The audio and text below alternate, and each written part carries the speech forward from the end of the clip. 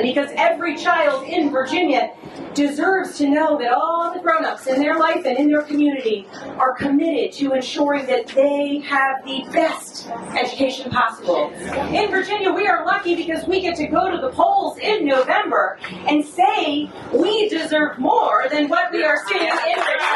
We deserve an Attorney General that will sign on to legal briefs saying, no, you cannot just come and fire our citizens. I want to officially welcome you to what is about to be the greatest comeback, the greatest flip opportunity, the trifecta. Are you all ready for the trifecta? All right, it begins today. Again, I'm Kimberly Adams, Democratic nominee. I represent District 82, that is Surrey County, Dinwiddie County, the city of Petersburg, and now, I have a bit of bad news. I ran for this same office 2 years ago, and I fell short by 53 votes. But I also have some good news. In 24, Kamala Harris won this district. Senator Kimberly won this district. Our Congresswoman, Senator McClellan, won this district. And on November 4th, we are all going to win. Ladies and gentlemen, this district is my home. I'm born and raised here. My daddy was a union worker at a local chemical plant. My mom was our fuel crossing guard. And they taught us the value of hard work. And I know that everyone here is ready to get to work. Are we ready to get to work? Because what is happening right now in Washington, what we see happening all around us, when we see what DOJ is trying to do. Listen, let me tell you all something. I am an auditor by profession. I know how to root out fraud, waste, and abuse. And what's happening in Washington is not how you root out fraud, waste, and abuse. Because what they are trying to do to us, they are trying to defraud us. Because they are using their power and they are using their deceit to take what we value. Because my right to bodily autonomy has value. And my son's right to go to a quality public school has value. And the right to love who you want to love and marry who you want to marry has value. So starting here, starting now, we are going to mobilize and we are going to teach our fellow voters how to spot a con. Are you all ready? So you may not be an auditor, but I am deputizing everyone in this crowd. You officially have my permission to root out the fraud, waste, and abuse happening because we are going to not only win, we are going to dominate. So with that, I have the pleasure of introducing our Congresswoman, who I might add, won the city of Petersburg with over 80% of the vote. Everyone, let me hear you for our Congresswoman representing the 4th District, Jennifer McClellan.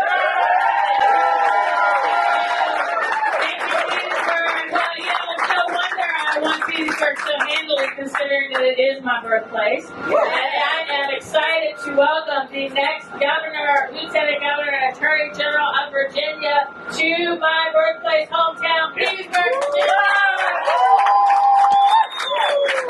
And I'm excited to be here with them because I need their energy with me as I go back to Washington tomorrow. As I go back to the chaos that has been unleashed, as we go back to see my colleagues on the other side of the aisle who are voting to strip your health insurance away, who are voting to decimate our federal workforce, who are voting to take food out of the mouths of children, literally, who even want to defund public broadcasting, which, by the way, is how you can see your government in action, because who do you think covers the General Assembly and shows you all of their meetings? Now,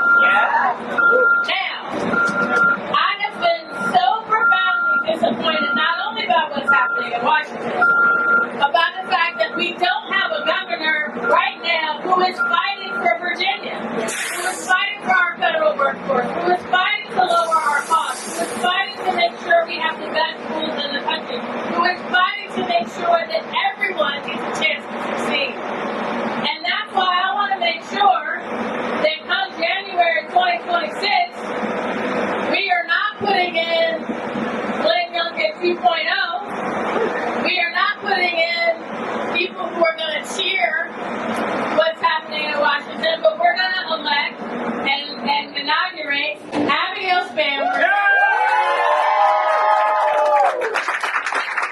Ghazala Hashmi, and Jay Jones. So let me not steal their thunder. It's also very hot, so without further ado, let me just say this. We have 23 Democratic state attorney generals right now. There are 23 states that are standing up and fighting back against an administration that just wants to rip up the Constitution. Virginia is not one of them. You have the opportunity to change that by electing Jay Jones. Thank you, Congresswoman. Let's give the best Congresswoman around the country. She makes us so proud. And I have to say, it's good to be home as well, because I would not exist if not for Petersburg, because my grandparents met here in 1942. So thank you. I am Jay Jones, and I am running to be your next Attorney General. I'm just a little boy from Norfolk, Virginia, who has gotten to serve in the General Assembly, where we fought to expand and protect civil rights. I've been an Assistant Attorney General. We took on the gun lobby. We took on corporate fraud, waste, and abuse. We took on special interests. And then I sued Glenn Youngkin to protect voting rights. Now, I'll tell you all, Virginians have been getting ripped off for far too long by corporations who are jacking up prices, by landlords who are exploiting renters, all of the things that make us less safe and less secure.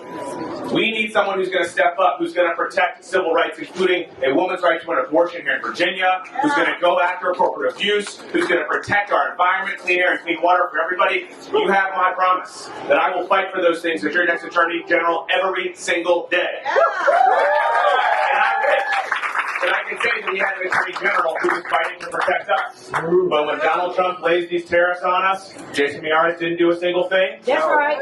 When he threatened to cut federal funding that were going to harm our communities and our veterans and our health care and our children, Jason Miyares said, go on ahead and do it. All of the things that we see coming out of Washington, we've got an Attorney General who'd rather be Donald Trump's pro bono attorney than do his job. That's why we've got to go in here this November. The choice could not be more clear. Because we need someone who's going to step up, who's going to fight for us, protect us. I've got 2 little boys. Charles is 3 and Zach will be 1-year-old next month. This is for them. That's why this ticket, of which I am so proud to be a part of, is ready to go do this job and get to work. Now, I know you all are hot, but I have to take a moment to introduce the next Lieutenant Governor of Virginia. You all know her. She has fought for our children, for our schools. She wrote the bills to protect access to abortion here in Virginia and to protect Medicaid here in Virginia, okay? Ghazala Hashmi is a fighter. She needs no training on the job. She is ready to get to work. I could not be more excited to stand with her and alongside her in this fight. Your next Lieutenant Governor, Ghazala Hashmi. Thank you. Well, hello, Petersburg. Thank you so much for this warm welcome. It is amazing to be here as we kick off our Span Virginia bus tour. And I am delighted and honored, absolutely honored, to be your nominee to be your next Lieutenant Governor. And as my good friend, our next Attorney General just shared, I am Ghazala Hashmi. I have the honor of representing the city of Richmond and Chesterfield County in the Virginia Senate. I am in my 2nd term, and I am the chair of the Senate Committee on Education and Health. But importantly for me, I spent almost 30 years in the college classroom. American literature is my specialization. And I absolutely really loved the work that I was doing, teaching so many young folks and different members of our community at Reynolds Community College. But it was the first election of Donald Trump in 2016 that told me I had to do something else. I actually had to stand up. I had to speak out. I had to represent so many communities that did not have a voice, particularly under an administration that was leading on charges of bigotry, xenophobia, scapegoating so many vulnerable communities. I decided to run for office in 2019. I took on an incumbent Republican senator. I took on a seat that had been in Republican hands for almost 40 years. We flipped that seat in the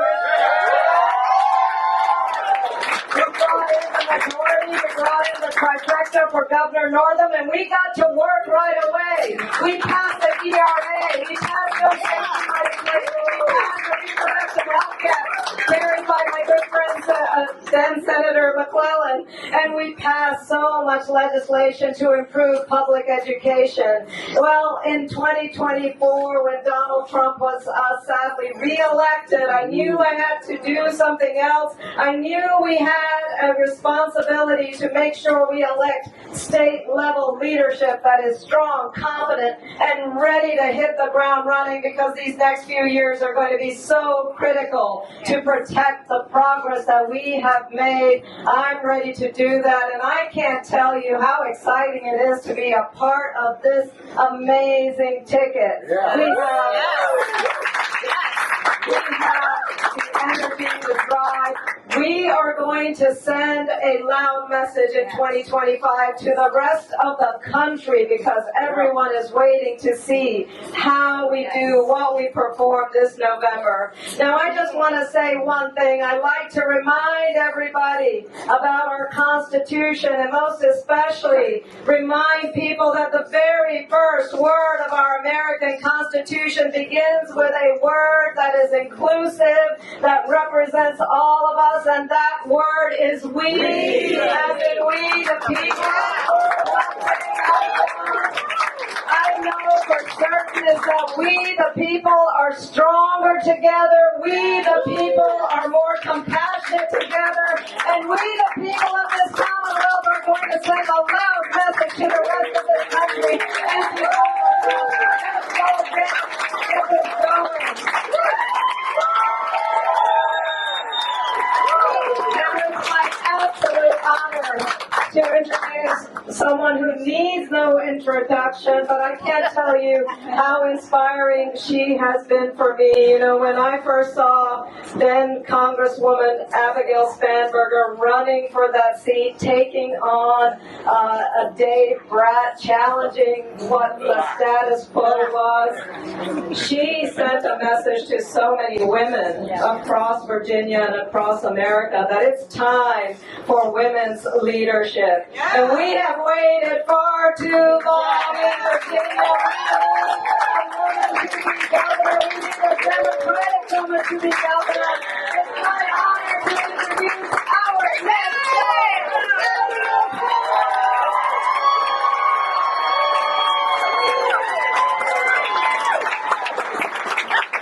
Are we ready to win? Yeah!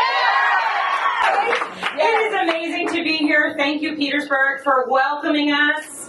Congresswoman McClellan, who I will say, without any doubt, is the best Congresswoman from the Commonwealth of Virginia. And she's doing a lot of heavy lifting these days. I hope that we set the stage towards sending you more help. Yes. Next year. It's an exciting time in Virginia. And Petersburg, thank you for showing up. I am so delighted that we have Kimberly Pope Adams for the House of Delegates, because what she was able to do in 2023 was amazing. And what I have told her time and time again is, it's not about that just under by 53. It's about the fact that it was almost there, but for that 53. And so So the work that she did, that she built upon in 2025, that's your year. You got some good practice in 2023, but you better be ready for the job in January. I am Abigail Spanberger, and I am so excited to be the Democratic nominee for governor here in the Commonwealth of Virginia. It is an amazing time. In Virginia, we have elections every single year, and sometimes we get real tired about having elections every single year. But the people on the ballot say, no, we don't. No, never. But the reality is that this year we are lucky because in Virginia, and frankly, it's just us in New Jersey who have statewide elections. In Virginia, we are lucky because we get to go to the polls in November and say we deserve more than what we are seeing in Virginia.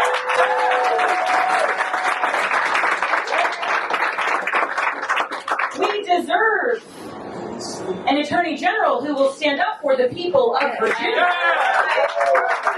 We deserve an attorney general that will sign on to legal briefs saying, no, you cannot just come and fire our citizens. You cannot just summarily harm people, their livelihoods, their political careers. And frankly, the economy of Virginia.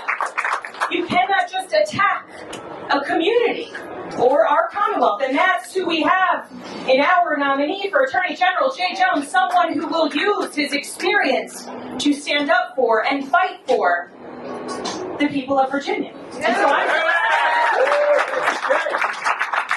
that we get to vote for him this year. And Ghazala Hashmi, I remember the first time I met her, it was when I was a candidate. We were over at J. Sargent Reynolds Community College. We sort of bumped into each other on the way out for me and the way in for her to the ladies' room. We spoke very briefly. I'll never forget it because I stopped at the water fountain. I looked up and there was this giant picture, because they have decorations throughout the school of all of their educators like in the classroom. And I thought, that's the lady I just talked to.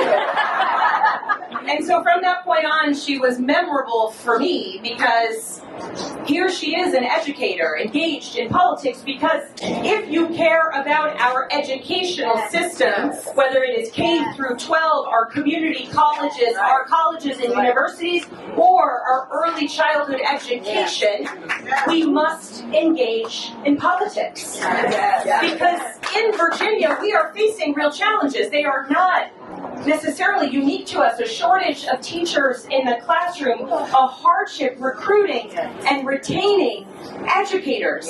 But Virginia has the opportunity to lead the way, to show how it is a state can say, this is a challenge that is impacting the next generation, and we're going to look at that challenge and figure out how to solve it, because every child in Virginia deserves to know that all the grown-ups in their life and in their community are committed to ensuring that they have the best education possible, one that sets them up for success, whether they're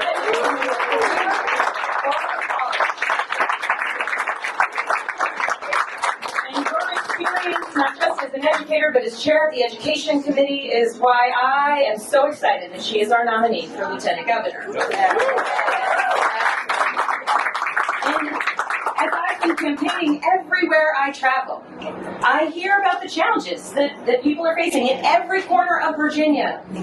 The story is the same. It's just a bit expensive. The grocery store, pharmacy counter, the housing market, when you get your energy bill in the mail. And these are not challenges that were created in a day, and I'm an honest politician. We will not solve them in a day. But we will never contend with the challenges of an undersupply of housing or prescription drug prices that just keep on going up if we do not have a governor working every single day with the General Assembly, with the Attorney General, to take every action possible to increase housing supply, to address the need for greater competition in our pharmaceutical companies and in the marketplace, to lower prescription drug costs, and ultimately to ensure that we have attainable and affordable housing in every corner of our Commonwealth, because people want to live in every corner of our beautiful Virginia.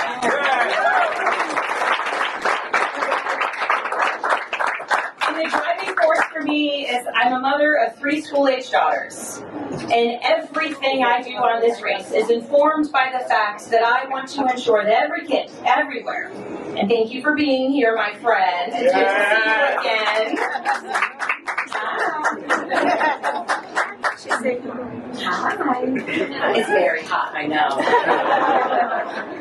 Every decision I make is informed by how do we ensure that we are making good choices for all of our kids? How do we ensure that as we look towards the future, we have a vision of how to bring more jobs to Virginia? How to marry up our goals of being a leader in recruiting and retaining teachers, a leader in renewable energy, a leader in understanding the real urgency of getting ahead of some of the greatest issues and difficulties facing our families. And how do we ensure that every single day we are working to make life just a bit better? My background is one of service. Before I ever got into politics, I worked at CIA, I was a case officer, I worked undercover. My whole job was to try and ensure we had all the information to understand some of the greatest threats and challenges facing our country. And in Virginia, I see those challenges, those threats, the way I've always seen challenges and threats, as an opportunity. An opportunity to move forward, an opportunity to create a new direction, an opportunity to do right by people. And so this election is exciting because we get to show the rest of the country who we are as Virginians, that we want more than what we have. We do not just want politicians who are engaging in the politics of division and chaos. We want people who prioritize our community, who want to govern and not grandstand. That is what we do.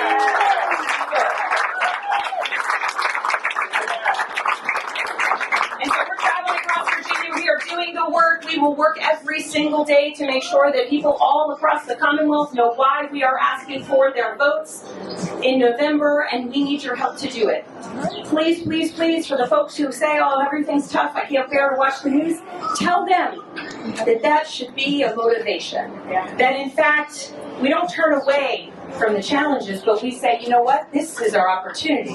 This is our opportunity to make a change and to set the stage, frankly, for the rest of the country. And so tell people that they can get out and vote in November, and 45 days of early voting, thanks to those who voted for it in the past. And if you want to knock doors or make phone calls or ensure that someone who needs a little help get to the polls is able to do it, or sign up for that absentee ballot, we have volunteer opportunities across the spectrum. And we are just excited to have you here. Thank you for welcoming us to Petersburg. There's a place for you in our campaign, because we are going to win. And when we win, it will be for our desire, our focus, and our attention of serving the we the people. So thank you so very much for being here. It's so exciting.